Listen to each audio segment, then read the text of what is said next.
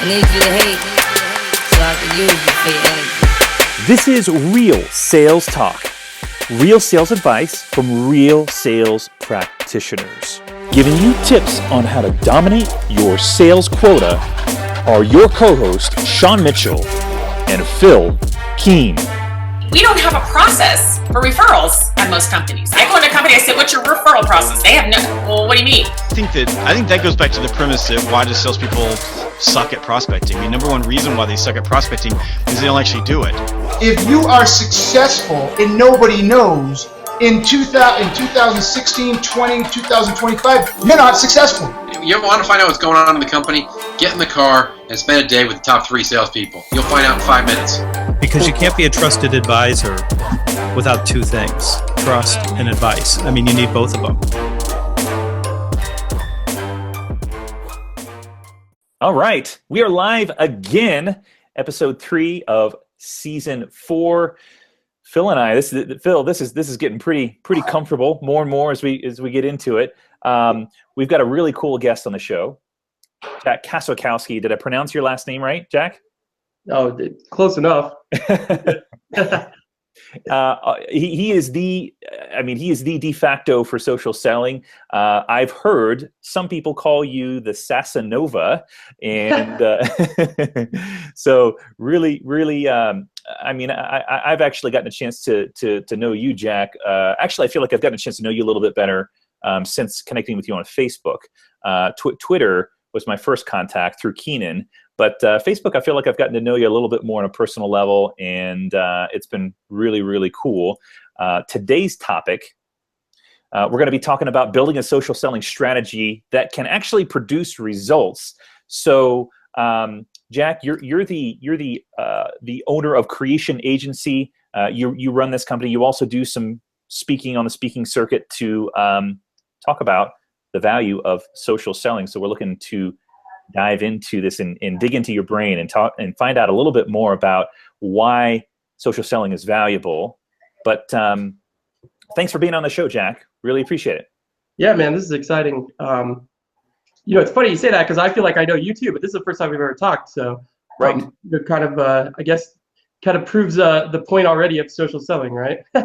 It does, absolutely. And I think, in the past, I've been quite critical. Not really necessarily critical, but social selling, I think, has it's kind of a buzzword. And so in the past, I've been a little bit maybe judgmental about some people's interpretation of social selling.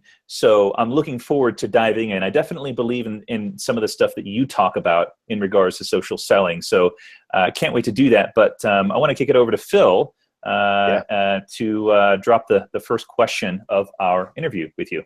Yeah, so obviously it's probably our favorite question. We'd love to hear how you got started in sales and how that came. But Jack, I know you have a pretty unique story in how you got to the social selling side of the world, where it was out of necessity, I guess. So I'd love to have you share your story on that.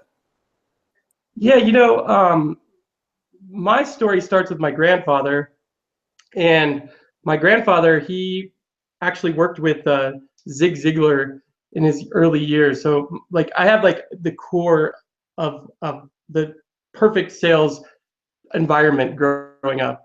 My mom was in sales. She's in sales. She crushes real estate. So just kind of grew up in that environment. I remember going to sales kickoffs at like 4 years old and watching my grandfather, light the room on fire. 1,000 people, just direct sales. So a whole different environment than what we live in today, right? That was when cold calling was cold door knocking. So it was like way back. But social selling, I've been in sales for 12 years. I started in I sold Google pay-per-click. That was my first sales job, and that was before like Google pay-per-click like ever. Nobody knew what it was. So I worked for a little agency. I learned a lot. Then I went into, before that I was in the hotel business, the front desk. So I was starting at the very college level of sales, and then I was the assistant director of admissions at a nursing school, selling master's degrees to nursing students. That was interesting. And then I went into rack manufacturing. So I was in selling for a manufacturer of pallet rack, which is warehouse equipment. I'd sell these big, huge warehouses and fill them with rack. And then I got into Acton, which is, my first SaaS job about 3.5 years ago. After I was at Acton for 2.5 years, then now I've come over and I've opened up the US wing or division of a UK company that it's about 13 years old, and they are crushing it.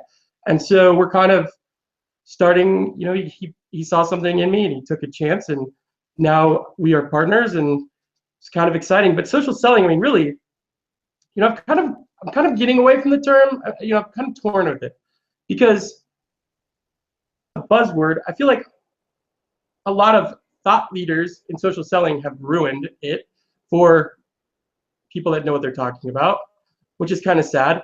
So I don't know if I can revive the term or if I just need to get away from it. I've really struggled with that. I would say sales innovation is more the new term for me. I think, social is a piece of the innovation that's going on in sales, right? It's technologies, it's just innovation in everything, right? I mean, everything we're doing, is driven by technology. Now, is that a good thing? I don't know. We'll find out, I guess, if you have the right processes around the human touch. But at Acton, I just saw a competitive advantage. I told my VP of sales, like, when I got there, I said, man, I was using LinkedIn at a laggard warehouse industry, company where these guys were like wearing like, bellies hanging out. I mean, these guys didn't even know how to send an email, right? So, I was just using it for prospecting at the very early stages. And I'm like, shoot, if I was having success finding good prospects with that laggard of an industry, which is like on the left side of the curve, imagine if I was like selling to the innovative people, which I was, marketers, mainly technology companies, what I could do if I used social media, and everybody kind of laughed.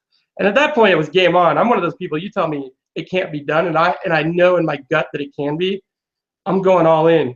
And that's what I did. And I remember there was a little bit of fear that really drove me. There's two things that drove me. Fear that I would fail and not prove my VP of sales wrong.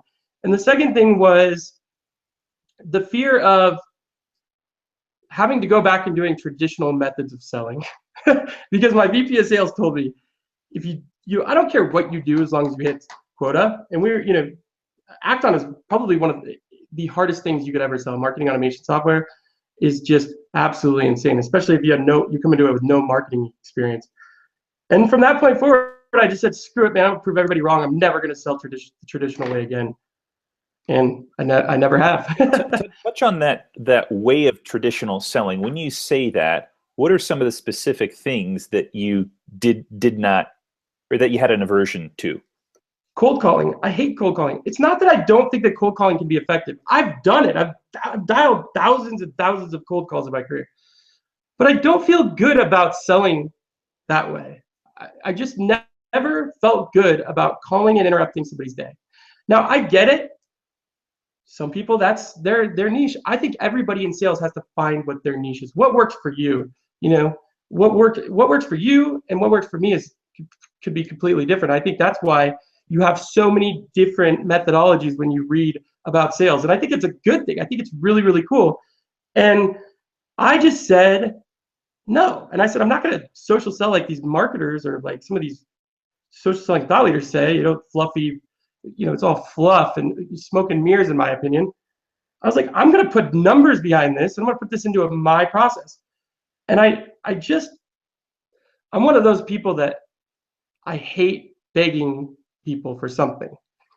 And I feel like cold calling is a begging methodology. You're asking for something that you haven't earned.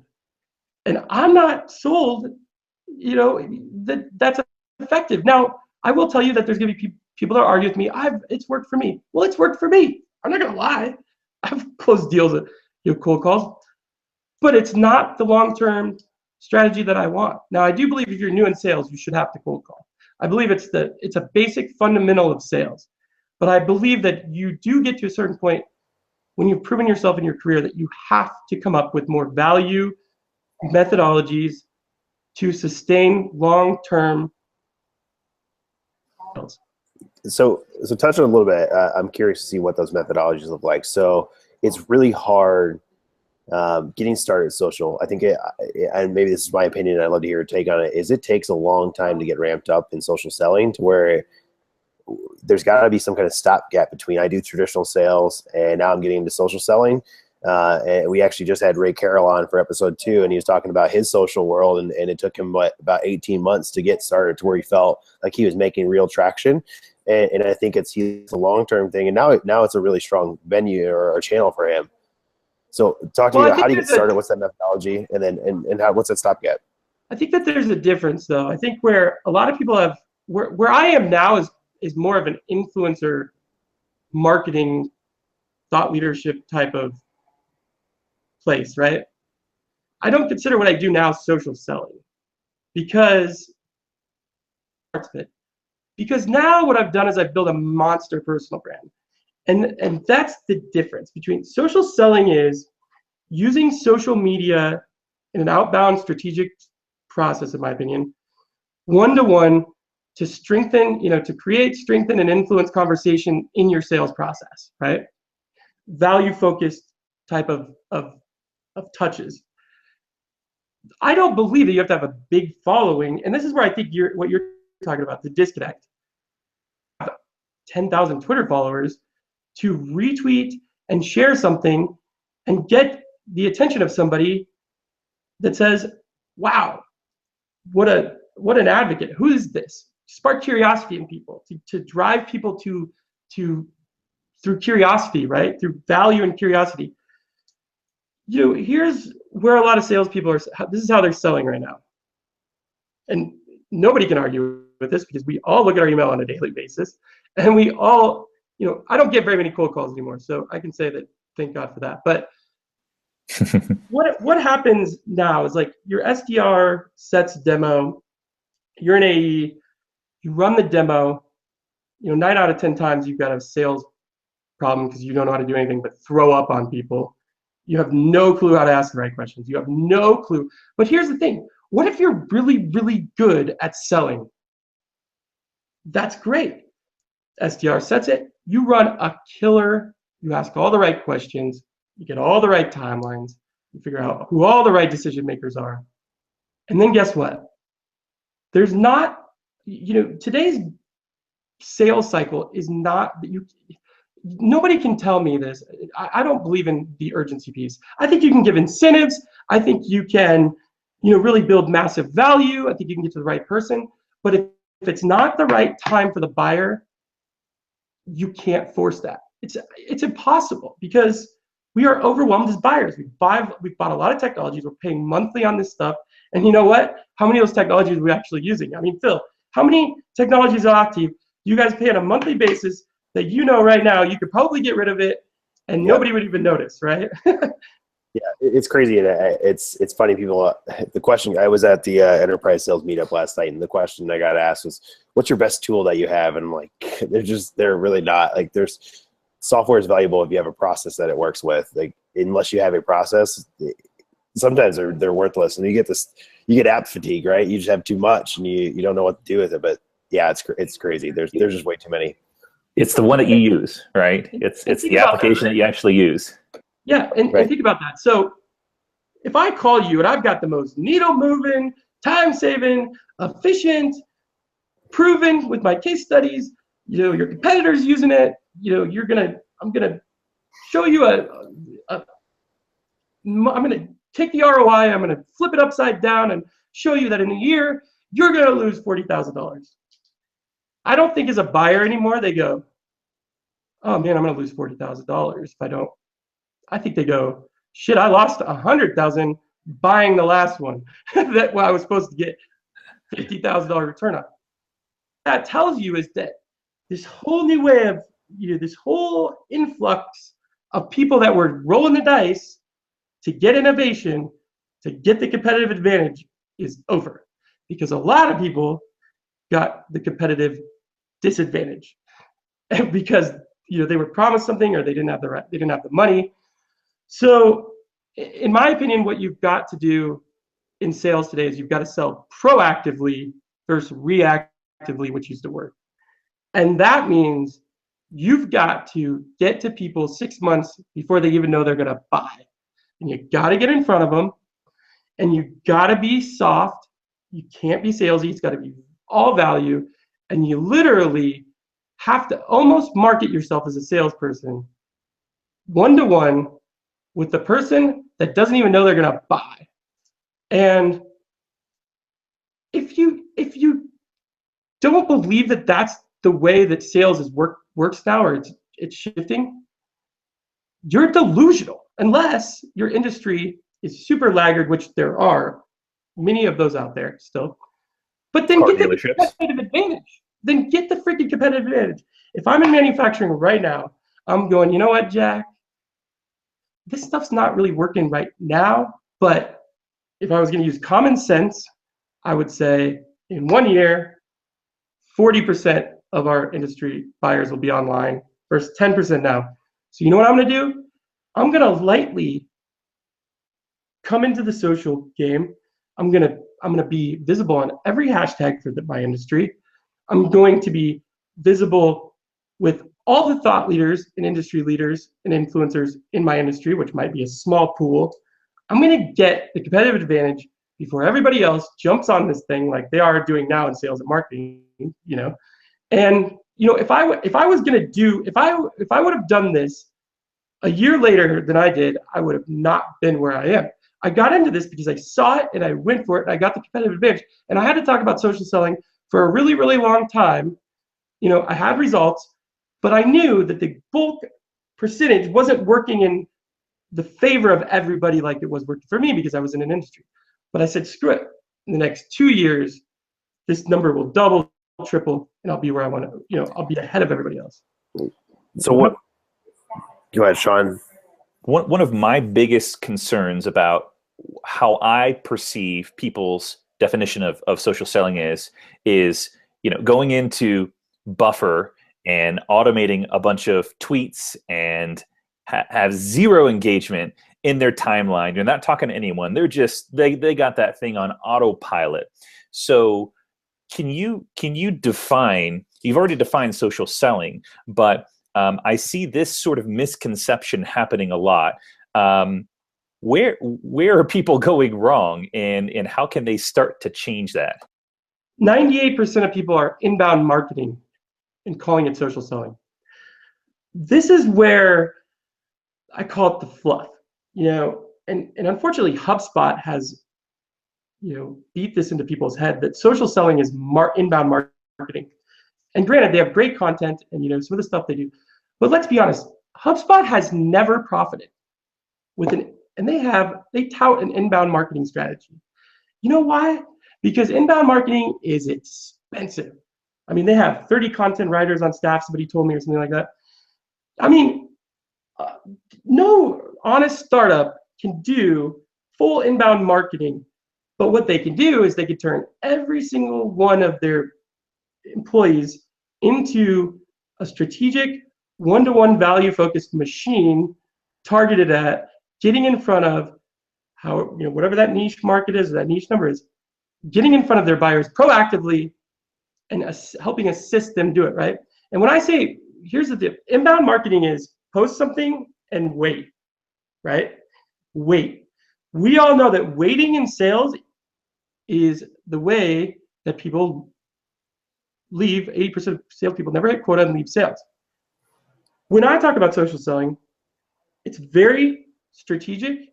Well, first off, it's outbound, it's strategic, it's one-to-one, and it's value focused around getting a result, which is a conversation, a referral, strengthening a deal that's you think is going to close, or getting a next appointment. I mean, there's many ways that you can strategically use social to do that, right? I call it visible in the most simple form: visible, valuable, connected. Whether that's proactively or reactively in the beginning of the sales cycle, it should be online revenue. You should be strategically using it as touches, which are phone, email. For most salespeople, phone, email, phone, email, phone, email.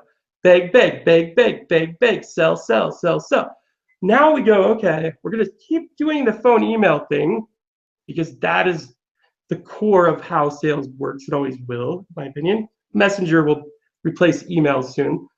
But now we'll go, what am I doing for the buyer outside of just selling them?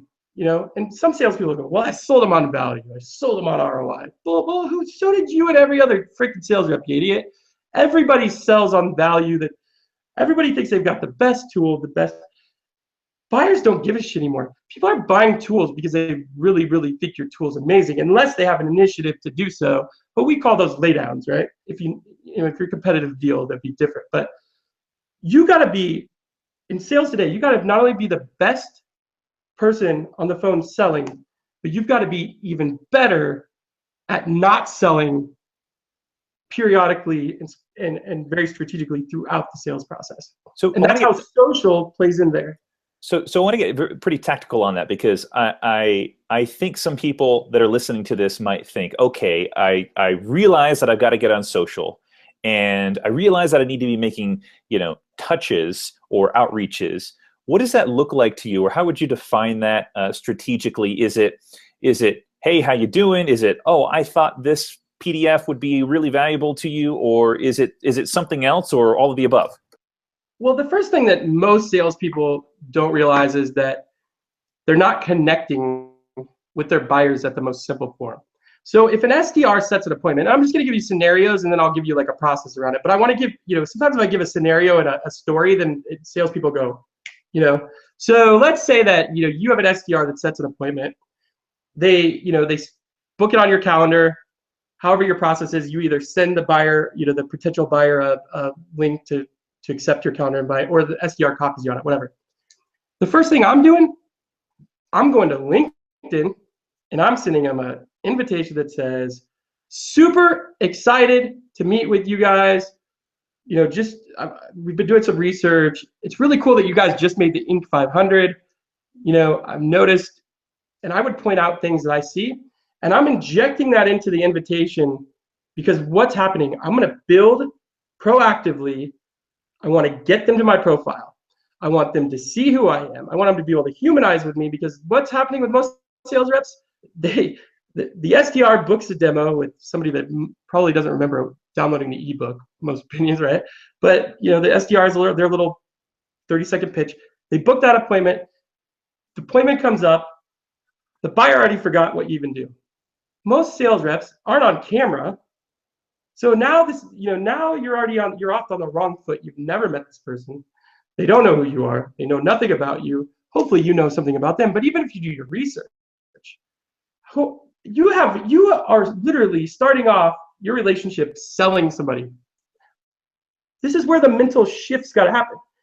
You got to get proactive. Now, in this scenario I talked about, go send an invitation, reference the booked appointment right after it happens, inject that you've done your research, and find commonality. I love anything to do with sports. Holy crap, you're from Buffalo. I'm a Bills fan. I don't usually admit that to people, but I know you'll be okay with it because you're from Buffalo. Commonality wins every time. Then what I want to do is I want to drive them to my profile, because I'll tell you right now, I have credibility. I know I have credibility. I have great recommendations on there from top companies. I have, a history of winning. I have, I've built a profile that will proactively put me ahead of every other sales rep before we even get on the call, right? I'm going to go follow them on Twitter. Now I'm going to look, before the sale happens, I want commonality, personal touches. So personal touch, I'm now connected with the buyer and I'm following them on Twitter. Send them an invitation. Hopefully they connect with me. Now is when strategic content starts to happen. As soon as they connect back on LinkedIn, I'm strategically putting a piece of content in my LinkedIn feed that they can say and go and attract them to value, right? And the funny thing is, think about content. I want content to start to do a little bit of the pre-sale for me, right?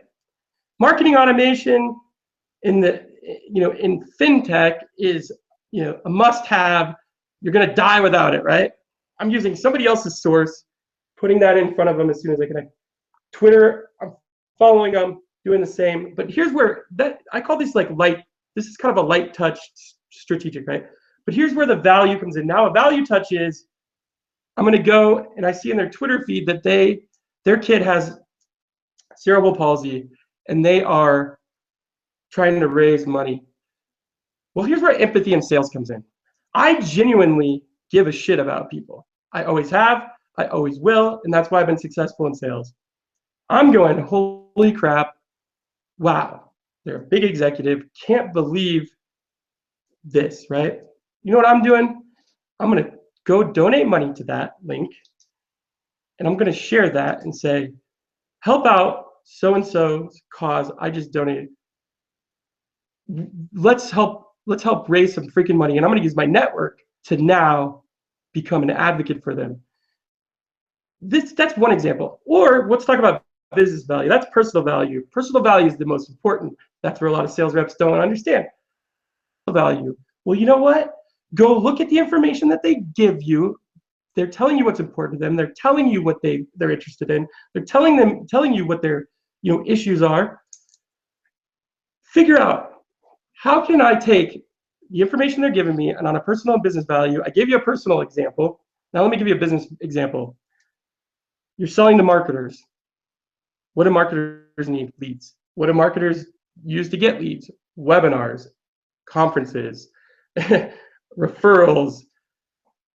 I'm not going to give you that strategy. If you're in sales and you don't know that, then you need to start at square one. But I'm going to take and see, oh, they got a webinar coming up. Phil Keen's got a webinar for Octave coming up.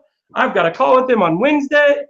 And holy crap, wouldn't it be cool if I got him 5 leads and 5 chances at business before I even asked him for his time? This is the way I think. Social's the vehicle. It's the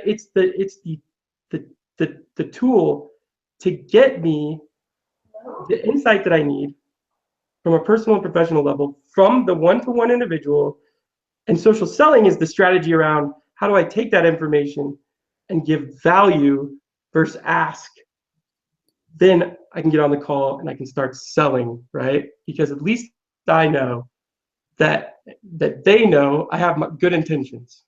So what I think you hear, and this is kind of how I'm summarizing what you're sharing in my head, it's leveraging social media to build trust.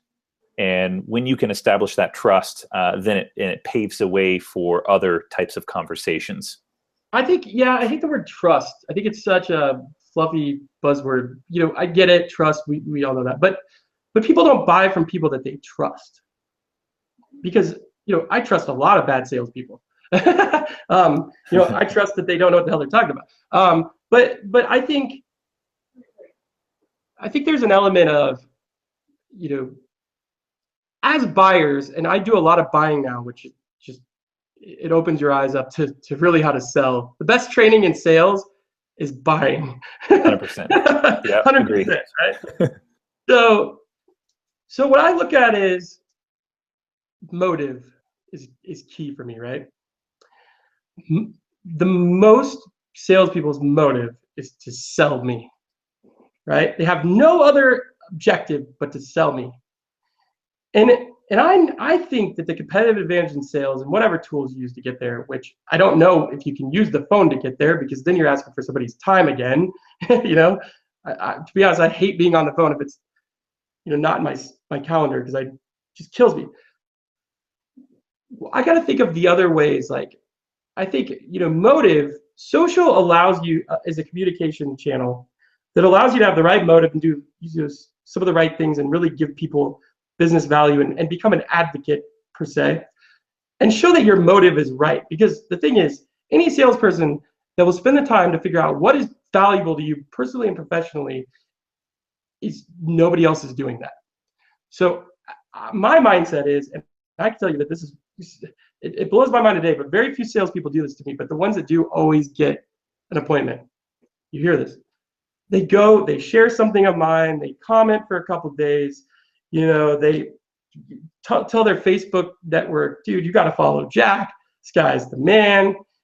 And then they follow up. And actually, there's a guy that did this to me that's going to get an appointment right now. And his name's, let me give you his name right now. His name is Dan Dan Frost. No idea who this guy is, right? But over the last week and a half, the guy's been like sharing my content.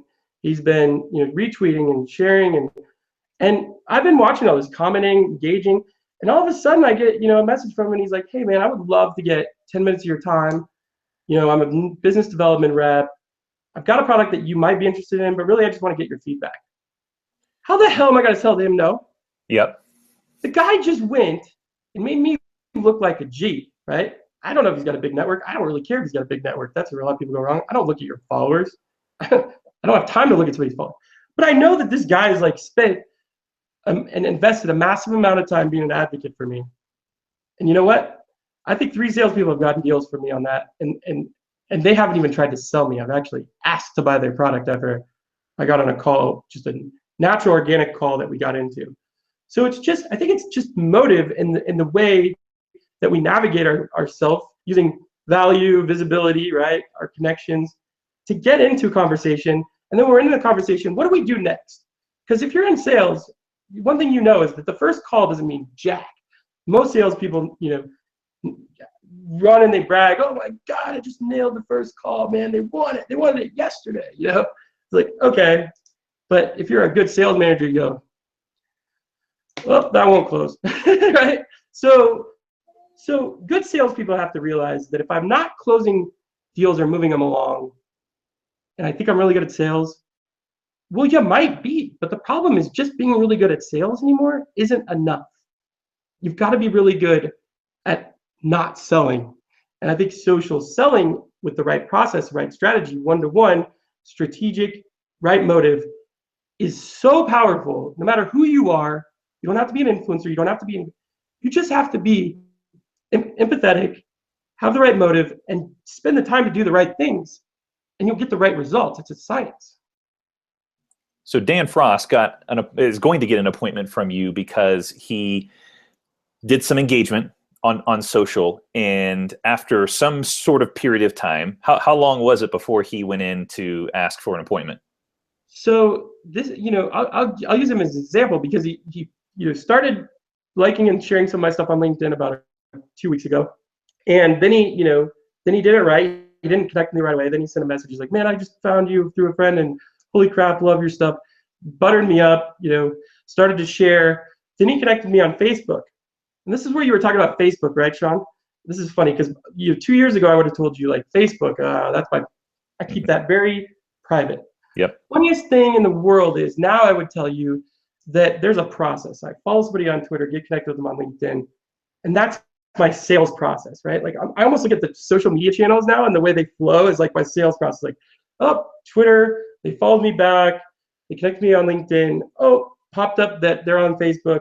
I connect with them. And then all of a sudden, what happens on Facebook? People, their true colors come out on Facebook, right? Because you get to see what type of person they are outside of just selling, right? You see the common theme here is? Like, holy crap, Jack is a good Christian boy who loves to travel and, is great to his wife. And don't get me wrong, you can fake that. I don't. Well, sometimes I might just, stretch it. My wife does get mad at me. It's true. But now it's like, and maybe you could say this from your story, but it's like you get humanized, and now the buyer's not looking at you as a salesperson. They're just looking at you as a really good human being that's got a good product that could probably fix a business problem. And then, like you said, the trust piece gets built. But I think it's just, the organic evolution of a relationship between two people and not the organic relationship of a buyer versus a seller, right? And that's the competitive advantage. But like Dan, then he moved over to Facebook, and he, in sales you just can't be all over their business acumen, right? This is where a lot of salespeople go wrong, and it's like, I'm going to share their LinkedIn publish, and then I'm going to share their Fortune 500. Well, dude, you don't think somebody strategically gets that? Like, oh yeah, great motive. This isn't great social selling strategy. I know exactly what you're trying to do. No, what he did, I mean, he was, he started on business. Then it was like, I do a little vlog, and he, shared that, and we tweeted back and forth about it. And then all of a sudden, I posted something about, politics, a joke or something, and he's like, made a friends. I mean, it was like so organic that like I can tell you right now that I don't think he had the motive to sell me. And if he did, then damn it, I want to give him social selling champion of the year. But I don't think that he originally, thought, oh, I'm going to sell Jack. But I think that by him doing the right thing, connecting with the right people that he, maybe unconsciously knew would fit his buyer persona, and slowly and I'm talking, this is only 2 weeks, you guys. This is where a lot of people are like, well, I got to work months and stuff. No, if you do this stuff right, you can do all the right things in a week or two period, with the right motive, and you can get into conversation. He'll get that conversation. And to be honest with you, I'll probably want to figure out a way to do business with him, just because he's given me the warm and fuzzies, and he's given me so much personal and professional value in 2 weeks. I'm obligated to help this guy out. So I might not be able to buy his product, but I'll damn well look at it, and I'll damn well give him a referral if I think that it fits the structure of somebody that I know. Yeah, I think it's interesting, because I think where what you're explaining to me in my world is he was super honest with you. He was upfront. He humanized himself. He was able to relate to you, and it didn't come with an ulterior motive. And I think it's crazy. So many people want to put a facade in front of them and put on the dog and pony show. And really, if you just talk to me like a people, it's going to work out much better. And I think way too many people in sales are just they're way too they want to be perfect all the time, and you don't have to be. Yeah, and it goes back to motive, right? I mean, I think that this is the new way of prospecting in sales, right? If we understand who we want to build the relationship with, right? Who we want to proactively get visible, valuable, and connected to, and this comes back to knowing who you're selling to. Because if you don't know that, then you'll waste your time on social, and you will never get a return on your investment, and your time will be wasted. But if you know, okay, I need to find people that are interested in marketing innovation, that are CMOs. And you go out and you collect this data, and you use LinkedIn Sales Navigator, right? And you figure out who those people are. And then you go on Twitter, and you make a Twitter list. And the thing is, you don't even have to set, this is where I think a lot of salespeople go wrong is, well, how do I know when I should ask them for their time? Or when have I earned the right to their time? We do have a process internally of creation, right? We have a 5-step process. 5x value versus ask. You got to do 5 things before you can ask for anything. And the most valuable thing you can ask for is not their money, it's their time. And so until salespeople understand that, it will never be successful. Totally. Because people don't care about writing a check, because that takes 5 seconds. But people hate giving 30 minutes of their day, because it's probably worth more time than that check that they would write you that only cost them 5 seconds, right? So if you know proactively as a salesperson, I've got to have multiple strategies to be successful in sales. One of them is I've got to have a reactive strategy, which might be cold calling. It might be cold emails. That's got to be a strategy. There's no way around it, right? But I think the more effective strategy is thinking long term. How long am I going to be selling? How long am I going to be in sales? How long am I going to be in this industry? How long do I want to beg for business as my only strategy? You tell me, because you can pair, and what I did and how I crushed, did 1.3 million at Acton with 9 to 12K deal size at a startup, is I said, there's no one size fits all strategy. Social selling is a piece of this. I'm going to keep doing, other things besides cold calling. I didn't have to cold call because I just had other ways to do it. We had marketing automation, we had good lead generation. But I had my own little lead generation. I had started up my own little marketing funnel that I created. I had social selling that I had inserted into my process that I was using reactively, and I had social selling that I was using proactively, right? And I was like, man, I just want to build a big fat conversation funnel of value with all the right people. And I knew that over time, it would take time, but I knew that if it was, I made a commitment to that strategy, doing the other things would get me to where I needed to be now. But in a year from now, I would never have to beg for another piece of business again if I did this right. Or 2, I would say it took me about 14 months before I built a really, really good funnel of conversations, right? And then strategically too is where a lot of people go wrong is I had this one-to-one thing, right? I built this kind of persona of people that I had in a process was either emailing and calling and following on Twitter and retweeting and sharing and engaging and calling, and I was doing them all, right? Just like a cadence. But then what I was doing was I was building relationships with all the people that these people were paying tons of money to tell them what to buy. Because I realized that if I could get one influencer, consultant, person with a massive network and tons of credibility on my side, that they could take me to 12 of these people that I'd have to work 15x times harder on. And if I just built one relationship, they could take me to all 14 and streamline the process. And that's another thing in sales. What's your long-term strategy? There's tons of stuff about a short-term strategy. Social sell, dial and smile. But here's the thing. What if you're really good at sales, or you're hitting your quota, or you're almost hitting your quota?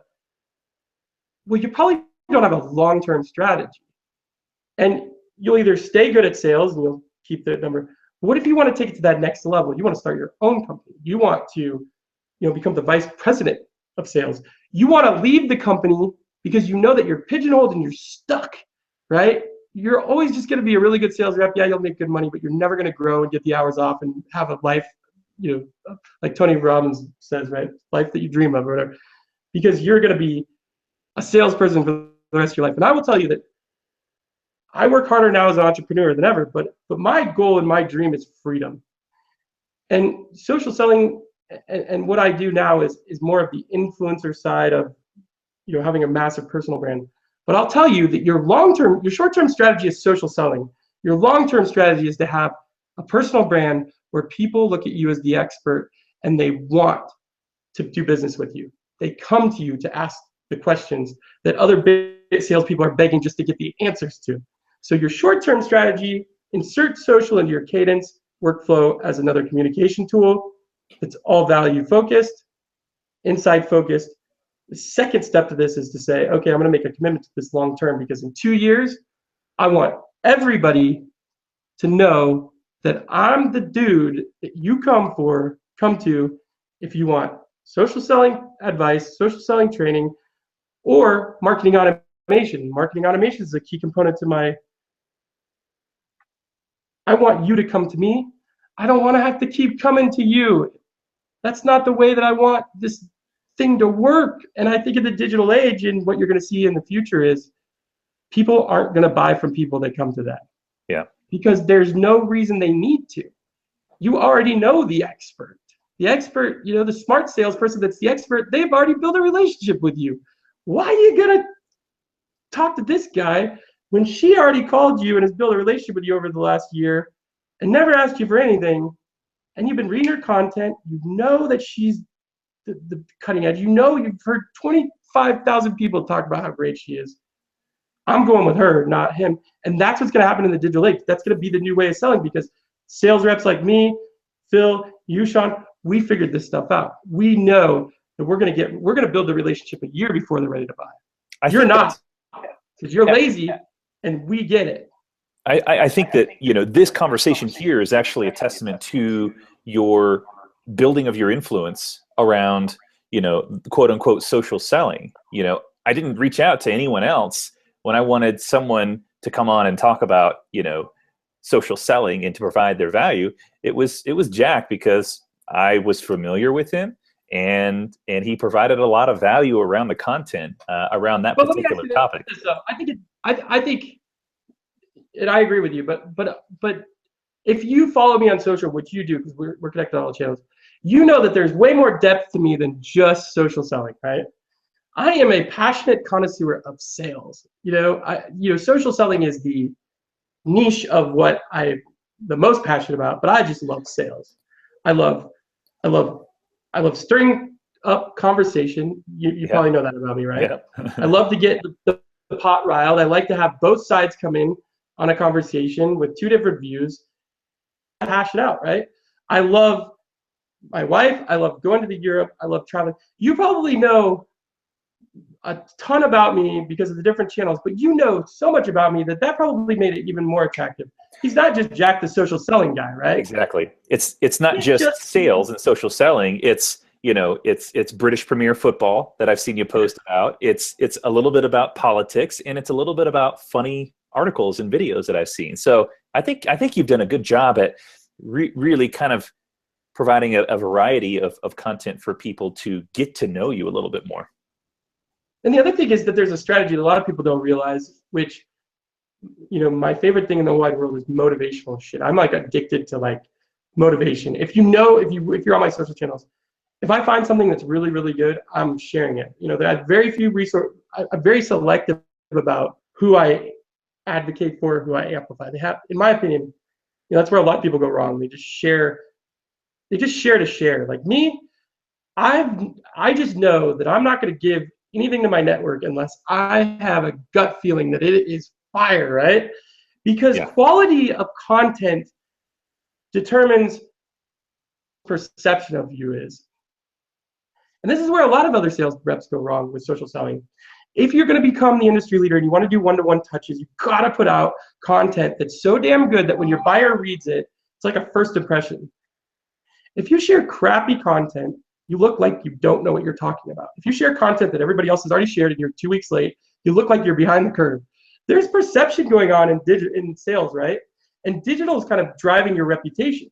So if anybody knows me, I put out the absolute best sales content before everybody else. You want to know why? Because I have the tools that alert me when things come out. And I know that you two have not shared it yet. And you're not going to get everybody else's attention because I just got it. It was just posted. All right. So you got to share some of your secrets then. We're coming to the end of the conversation. And I got to know, do you use a software to keep track of communication that you have online? And the second part to that question is, what tools and software would you recommend to make sure that you're keeping a pulse on relevant, timely, valuable content to share out to your audiences? So I'm going to give you my social selling stack. So we have about 13 technologies that we built this stack. We started from scratch. We optimized and tested for a year. So the first level, and this is just for an individual sales rep, and then I'll get into a B2B scalable sales stack, social selling stack. The first tool that every sales rep should have is Feedly. It's $5.99 a month, and I'm telling you, you go in there and you type in whatever your industry is. I don't care if it's mechanical, basket weaving, right? You put that in, it's going to tell you every single channel that talks about mechanical basket weaving. It's going to tell you, people, personal blogs. What you do is you build a customized, segmented out content in Feedly so that all of the industry leading content, and this is where in sales, if you sell a product and you're in a market, 80% of your content that you share has to be about that. It has to be, because if people don't know what you stand for, what your value is, and what you're the expert in, they'll never take you serious. Experts and the people that are really good at social, from an influencer or social selling standpoint, and this is where the thing is, if you are on social and you're connected to executives, your main objective with LinkedIn and Twitter is to use it as your email feed, as a drip campaign, right? Because email was great because the only way we could communicate with people and get in front of them on a consistent basis before social media was email, right? Got them on our email list and we stayed in front of them, right? What was it? Right message, right time, right person. And then marketing automation came and we got really good at that. We could laser target emails. We could even do it behavioral based. You hit the website, all of a sudden, bam, you look at Nikes and bam, you got a Nike email. Even better now. Now we have social, which is where they spend, whatever, I'm not going to give numbers, but a good percentage of their day looking at their feed. And let me tell you, there's tons of crap. 95% of the stuff that's in my LinkedIn feed sucks. 98% of what's in my Twitter feed sucks. Imagine if I could be the 2% that didn't suck, which is what I've essentially become on Twitter, because I said it's not about quantity, it's not about laziness, I'm not going to game the system. I'm going to use the best, hottest industry leading content around sales and marketing and put it on my feed, and I made a commitment to that. I don't automate my post because strategically I use content strategic. I don't use it for any other reason. I use it strategically to get into conversation, especially on Twitter. I want good content because I want to attract people and build an audience, right? But then when I attract them, I want to create conversation. So there's different strategies I use. I'm using it as just straight up, you come to me because I have something you want, right? I want to start conversation that has no sales involved, just kind of feeling you out, getting visible, valuable. And then I want to move over to LinkedIn. I want to get connected with you, right? But I'm using content. If you don't keep really good content, why do people come back to you, right? You want to build people coming to you. And I think prospecting used to be, from an outbound standpoint, we would go and call somebody, right? Now what we do, and when I say this is outbound one-to-one, is I'm using content to bring them to me, but now is the outbound activity, I'm going to them, right? So if that makes sense. But the moral of the story is Feedly, and I use Sprout Social. So Sprout Social, it's a little bit expensive if you're just buying a one-to-one, but it actually monitors all of your conversation and shows you the history of all the conversations that you have throughout a lifetime on all the social channels. So you can actually track the lifetime of that conversation from when you start to hopefully when they become a customer, it sounds like.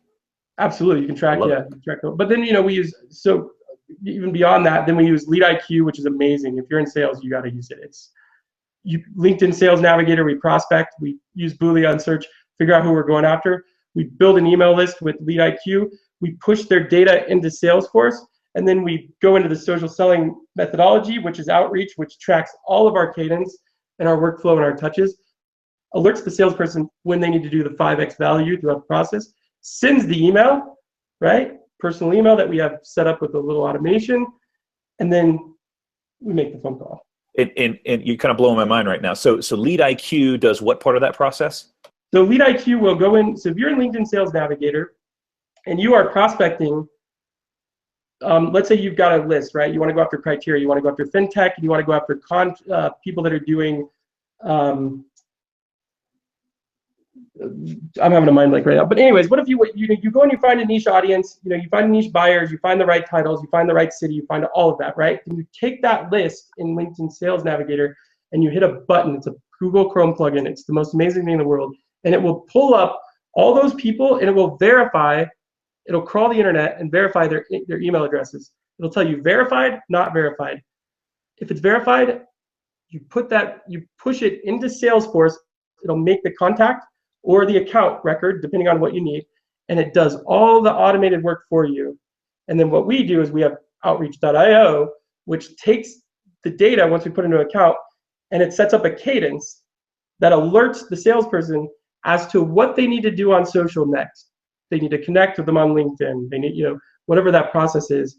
And it manages all of the accounts and the people one-to-one that you're working, so that at a certain point, when you have enough touches, it sends an email, and we have, I can't think of the name of the tool, but it actually pulls personalized information from their profiles and formats it and sends them in an email. Outreach does the actual send. That's really cool. So you actually have a product that you've created and is purchasable by anyone that wants to buy it. No, so we don't have any of our own product. These are all we use other people's products that we built, and there's more, but we don't have time for it, but that we built into a full-on sales stack with integrated into Salesforce. It's really, really cool. You've got it figured out, it sounds like. So, excuse me. So we'll go ahead and wrap up here, but if someone likes what you're talking about and they want to follow you on social and hire you or have you come speak, how can they get in touch with you? So, I would say you can check out my website, jackkosakowski.com. If you're looking for, a super innovative, forward-thinking digital marketing agency to help you with marketing automation, creationagency.com. But really, I'm guessing a lot of sales reps, sales leaders, just follow me on Twitter, right? I follow you back. I follow back everybody, that's a human, and engage with me, right? I mean, if you want me to read something you've written, send it over to me. I always tell people, do things right. Start to, slowly work your way into the conversation. And I know what you're doing, but if you do it really good, you'll earn your own amount of time. It's not that hard. Cool. Well, it's been a pleasure getting to know you a little bit more, Jack, and thank you for dropping some knowledge around social selling. Really appreciate it, and we'll make sure and get this out to you once we've got the recording nice and buttoned up. But many thanks. Really appreciate your time. Yeah, man. Yeah, Thank you, Jack.